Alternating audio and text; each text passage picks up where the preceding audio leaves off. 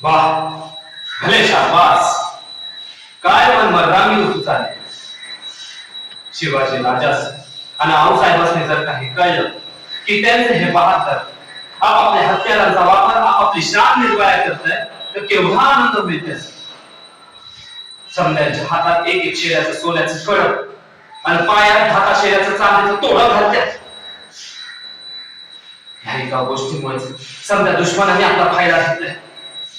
त्यांना ठाऊक आहे की मराठी माणसाची जात खेकड्यागत आहे. एकमेकांचे पाय वळतात आणि मग एकमेकांच्या मुलावर बसतात. त्याला भांडायला काय कारण लागत नाही. मी मराठा, तो ब्राह्मण, तो माळ, तो कुंदी असं म्हटलं की बस. मग एकमेकांच्या नरडीचा बोट घ्यायला आम्ही मोकळे. शिवाजी राजांनी हे सोडायला सांगितलं. आठवत आहे ना समजायचं. काय गणाची आणि गुंडोची तुम्ही तू भी होतास ना. रायरेश्वराच्या पूजेसमयी होतास ना. काय म्हणाले होते शिवाजीराजे. काय म्हणलं होतं शिवाजीराज.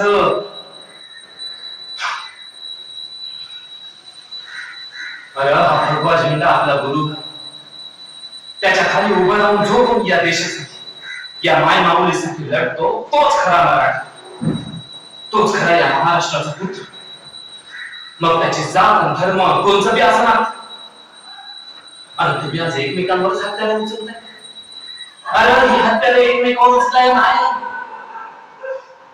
आपण हत्याला उचलायचं पण आपल्या राजांसाठी, आऊसाहेबांच्या शब्दासाठी, या महाराष्ट्राच्या मातीसाठी.